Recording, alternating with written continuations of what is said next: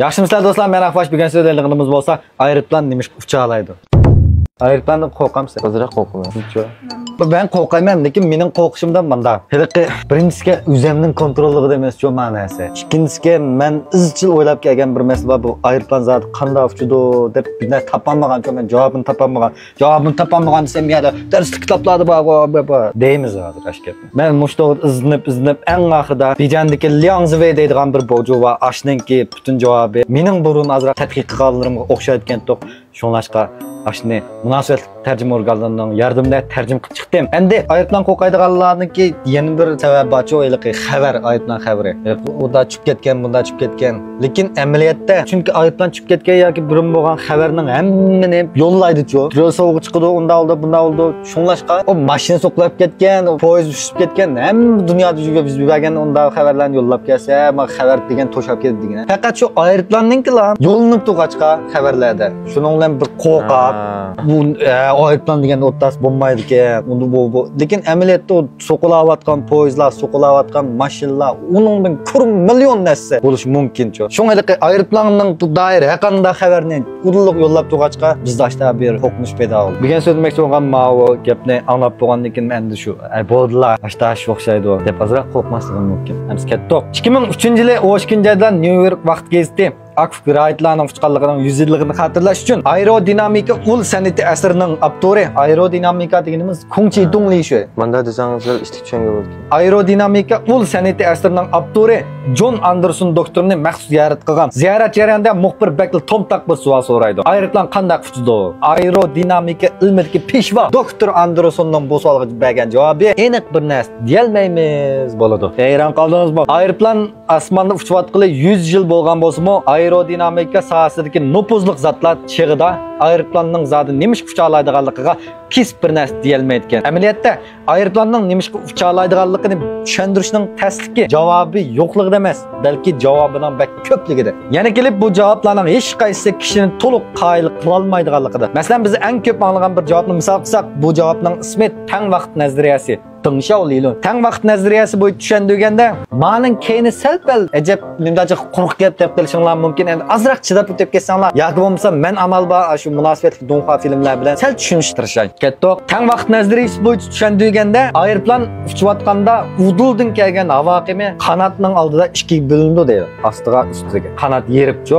Aeroplan qanotning ustidan yay shaklida astidan tuz holatda eqib ketadi. Lekin do'mboq yeri bormi qanotning. Demak, o'xshash vaqt ichida ust tarafdagi havo eqimi texmi ko'proq musofa bosadi. Lekin egroq bo'lgandan a'loning mangdigan yo'li uzoqroq bo'ldi degani havoninki. Men tuz bo'lgandan bundaroq bo'ldi. Ust tarafdagi havo eqimi texmi ko'proq musofa bosadi. Shunlashqa ustidagi havo eqimining surati texmi tiz bo'ladi.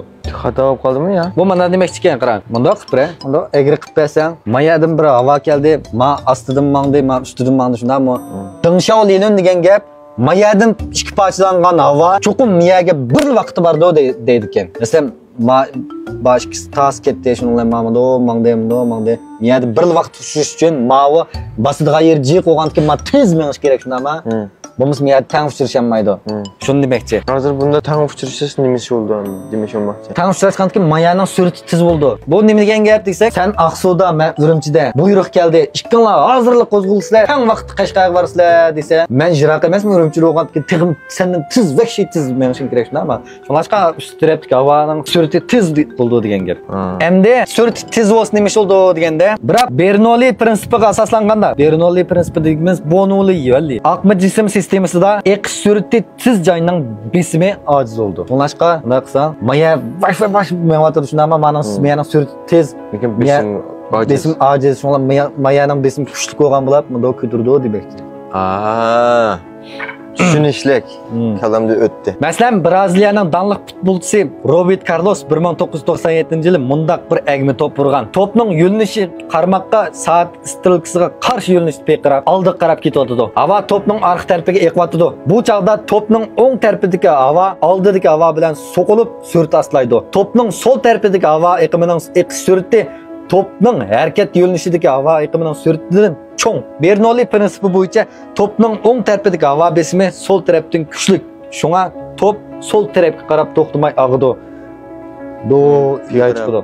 Aeroplanmı shuningga o'xshash. Qanotning ustidagi havo oqimining sur'ati tez, besimi az. Ostidagi havo oqimining sur'ati asta, besimi kuchli. Dal shu besim farqi sababli aeroplan o'rlash kuchiga erishib osmonga chiqa olgan. Tang vaqt nazariyasi anglamoqqa ham dalillik, ham qoyil qilarlik. Shunlashqimi necha 10 yillardan buyon keng tarqalgan. Hatto bugungacha nurg'un kitoblarda yanada mushi yashmini qo'llanmoqda. Biroq bu nazariyaning bir ajallik kamchiligi bor. U kamchiligi nima desam, bu nazariya ta'tiruvchilarga ayblanadi deyman. To'g'ri. Chunki u aeroplan teatrum uchun degan teatr uchun ish bo'lmaydi lekin. Jandovjilarmi? Masalan, men aeroplanki biz yo'lovchi aeroplanni teatr uchalaydi emlatdi. Yoki bo'lmasa, mana ikki qanti va darchatadigan o yana qilib teatr uchalaydi uni do'yadi. Ilk Arjandan kinolarda do piqramsa. Ajo uni deyman, uni tushundirmayman shu bayatning Tongshaolilan deganimiz. Yana bir kamchilik bor tax buning. O to'g'ri xatosini qayirib qo'yib, nemishqa tang vaqt nazariyasida havo oqimi qanotning uchida jazman qayta bir vaqt uchrashdi deb o'ylayman. Shu. Abi g'ilpil kelib o'tib ketgan, nim deb ishtik mangada ustidikisi deb masalan. Ya, ustidikisining tizmenishida mashqisi cho'qim tang bardo deyvelig'liqcho biz. Nemishqa tang bardo? Shu. Ani o'tib ketib qolsa degan şey ya bo'lmasa. Tang vaqt nazariyasi mana mushtay desib turmaydi. Mushningga 2012-yil Cambridge universitetining aerodinamika professori Babinski tutak tarjimasi ishlagan. Natijada ma'lum bo'lishicha, qanotning osti ustidagi ikki bo'lak havo oqimi bir vaqtda uchrashmagan. Tuyshab turamiz oldidagisi. Ust tarafdagi havo oqimi qanot uchiga osti tarafdan tezroq yetib borgan dedi. Babinskining so'zi bo'yicha aytganda, fizik ilmida hech qanday bir qonuniyat yoki teorema qanotning osti ustidagi ikki turkum havo oqimining bir vaqtda qanotning orqa uchiga yetib bora oladiganligini isbotlayolmaydi dedi. Bu Deng Xiaolin degan bir vaqtda yetib bora oladi deb turayli. Şunun bilan üstə berib itishdan tez mangadi, şunun bilan tez mangsa besimi astıldı. Şunun bilan üstünün besimi aciz olğaçqa, astining besimi yuqori olğaçqa unda işledi demek. Lekin ma radiya bergan tajriba qilib chiqqandan keyin qarasa usti baldo bo'lgan. U tang vaqt uchrashmagan. Yig'in chaqlaganda tang vaqt nazariyasi put desib tura olmadi. Yana ba'zilar boshqa nuqtadan chiqish qilib izoldi.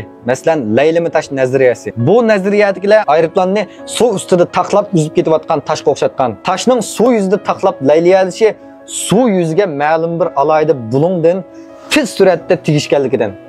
Do bulung tegib tez suratda tegishganligidan suv yuzida qanqib aks ta'sir kuchga erishdi. Shuning o'xshash aeroplanmo oldiga uchganda qanotmo havo bilan ma'lum bir bulung hosil qiladi. Dal shundaq yuqori qarash bulung hosil bo'lganligi uchun aeroplan uchish jarayonida qanot havoni uzluksiz turtkida ostiga ittirdi. Havomi aksicha aeroplanni ittirish kuchi bilan ta'minlaydi. Masalan, ilqi mashinani qilib, bunday qulog'ini chiqarib baqqanman, qulog'ini chiqarib, bunday qilsam, bunday qilsam ish bo'lmaydi, qulog'ini bunday qilsam, bunday ko'tariladi degan, ashta demak. Aeroplanning javdosimi qantim bundaroq degan. Bunda qilsam, men qanot bilan havoni bassam, havomi seni ko'tarib. Lekin bu qanday uchgan shu, tez suratni qanday chiqargan shu? Tez suratda motor bor ya. U aeroplanmago, bunda 5 ni ko'tarmay, mush bo'yicha meni vasa 800 da 900 da 100 da meni beradi. Faqat bunda qantirib manda qilib qo'ygandikilar adol chiqadi shu. Tushundim. Motor yaman demakchi. Shu ilaqib manda qilgan narsamiz shu motor shu. Lekin u uning bak chiqib nim ketmaydi. Aeroplan shu 300 ga chiqqanda 280 300 larda 5 ni ko'tardi. Endi nima deb aeroplanning qanti havoni o'sa havo aeroplanni urdi deganda, buning aqsiga yurishining prinsip bo'lsa, angliyalik donli fizik Newtonning tepasidan kelgan. Demakchi, Newtonning 3-qonuniyatimi? Lida zo'yin shu shanxu deydi. Masalan, men bunda bo'lsam Ulan mağrıydı olsun, men mağrıydı. Sen bunda iştesem, men bunda iştirmay şunun olsun. Laylimi taş nazariyasini qo'llovchilarning qarashicha, aeroplan uchishda asosli aks ta'sir kuchiga tayangan. Bu shanxo'z o'yinga, havoni besib, qanot havoni besib, havo qanotni ko'tarib tayangan. Hamda bu laylimi tash nazariyasida Newtonning nomini tatib chiqqandan keyin hamda hech kimning boshqa qarshi yo'qdi. Shundaqmi? Albatta bor. Aeroplanning nemish kuchaydiganligini tushuntirishda laylimi tash nazariyasi faqatla qanot ostinqi tarafidagi o'rlash kuchini o'ylashgan. Ularchi bo'lganda aeroplanning uchishida qanot ustidagi havoning qilch roli yo'q. Amaliy ahvol undaq emas. Aeroplan uchirishning suv yuzida tash taqiltishdan farqi bor. O'g'illar obdan bilishi mumkin, suv yuzida taqiladigan tashlarni xillab tanlash kerak. Yapaloq tashlarni tanlamasak, suv yuzida taqlay olmaydi, ham yiroqqa bora olmaydi. Lekin aeroplan uchun aytganda qanot ostini yapaloq qilganligila bo'lmaydi. Qanot usti qismining o'rlash kuchiga bo'lgan ta'siri nihoyat zo'r. Havo tonal tajribasida Kongdong Shiyan deymiz. havo toneli bir uyda islan chiqarib, bugun aeroplanni sulab qo'yib, bir vaganda tajribalarni qildi-ku. Havo toneli tajribasi shu. Ko'ngdongshi.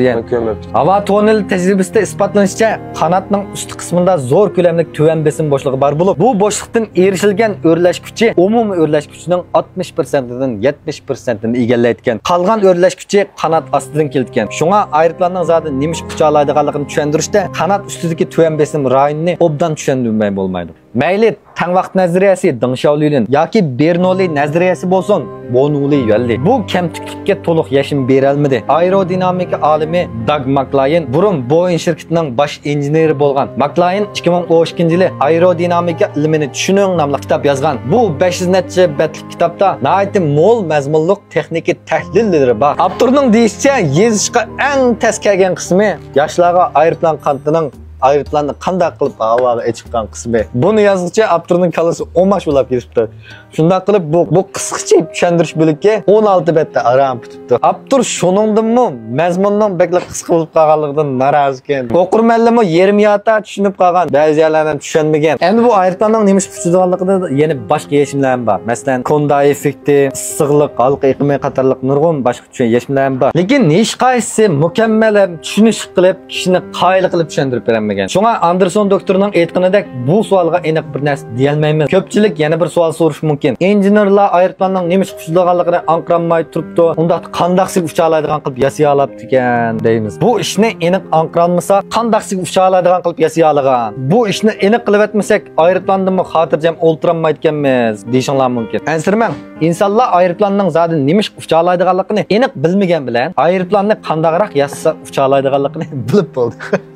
Ameliyatda bu normal ish. Mundaq ikki misol keltirsam kallanlarda o'tish mumkin. Doktorlar operatsiya qilganda bemorni narkoz qiladi. Endi narkoz qilganda ishlatgan tarkiblarni doktorlar faqat qanchalik bo'lsa, nega bo'lsa, qandaroq bo'lsa bemor narkoz bo'lganligini biladi. Lekin ishlatgan propofilin, bulamdo, galaton turdagi gazlar bulamdo so'mirdigan. U dorilarning nima deb odam narkoz qila oladiganligini doktorlar bilmaydi, hozir hiç bilmaydi. Yana bir oddiy misol shu velosipedning mengishi. Velosipedning mengishimi shu aeroplanning uchiga o'xshash. Hozircha olimlar shunday qayma qilib turib kelib, hozirgacha yashamayotgan bir masala bu. Buning mengishi desak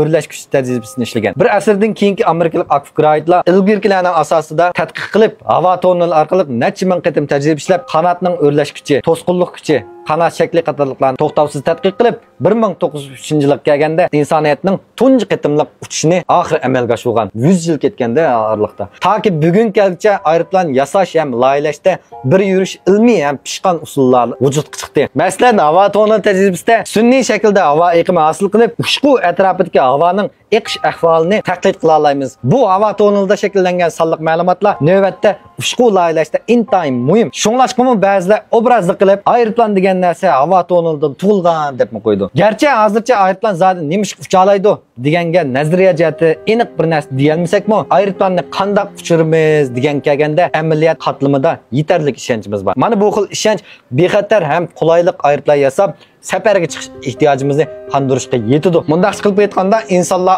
aeroplanni qanday uchirishni bilib bo'ldi desak bo'laverdi. Balki cho'ng mantiq xatolik ko'rilmaydi. Shuning ishlamizki, bugun javobini topolmagan savollarimizga hamon bir kun qanoatlanarlik javob chiqadi. Shuning o'xshash nurg'un narsalar bor. Masalan, tigitekdan masalan surishtirib kelsak, nima ish qilgani belgilanmaydigan, lekin amaliyotda ashta bo'lgan velosipedning meng'ishi deymiz, bayiqning narkozlari deymiz. U bir eng oddiy misollar. Uningdan sirt nurg'un misollar bor. Chunki bularmi shu aqma narsalarda, masalan, havoning iqimi bilan suvning iqimidagi shunga o'xshash aqma narsalar. Chunki bu aqma narsalarni hisoblab planmaganlik uchun hozircha ma suvni miyadan qo'yib bersak qanday qilib ma insonlar hozir ma quyosh 10 ming necha million yildan keyin nima oldu bilalaydi. Lekin men sen miyadan bir chilek suv to'kib bersam, u suv qanday şekilde yeyildi deganni bilmaydi. Nol u jihatda. Havanami shunda.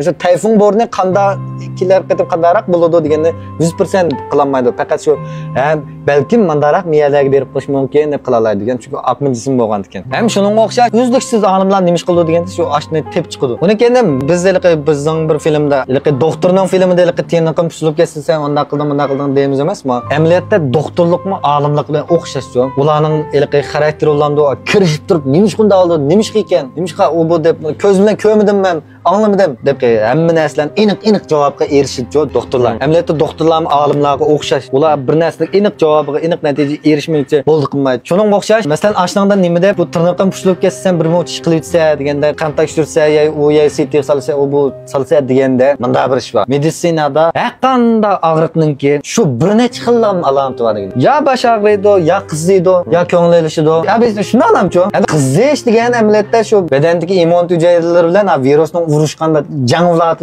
jang bo'lgandan jang bo'lgan to'planib chiqib, shuni bilan qiziydi. Badan. Shunlashqa qanday kasallikka shu bir necha xil alamati bor. Shunga uni aniqlash uchun tekshirish kerak qanday. Men qizib qoldim, sen qon tekshiring deydi. Shunlashqa shu qon tekshirding, uni keyin qonmi bo'lmasa, qilsig'i tushun, qilsin bo'lmasa, CT'lar tushun. Mesela so'nga sunib ketdim, sunib ketsam qiziydi adam. Shunlashqa biz filmda ashta ko'p turib ep qo'ydik, lekin u to'g'ri tushunishga bo'ldigan ish. Shunlashqa nurg'un narsalarniki balkim javobi yo'qdir. Javobi bo'lmasa-mu bizning yashashimizga ta'sir ko'rsatmasligi mumkin. Shunlashqa turmushda kirishib olmay, ashta o'xshaydi. Tam uchirgan to'g'ri bilan. Bu bizning yangi nomerimiz. Bundan keyin mushta janga bosadigan, bosmaydigan paranglar to'g'risida paranglashib qolamiz. Guanju qilib olinglar, piyonlan qilinglar, jon faqib qo'yinglar. Bu bizga nihoyat zo'r yordam bor. Hamsa kelar sonda ko'rishaylik. Xayr xo'sh.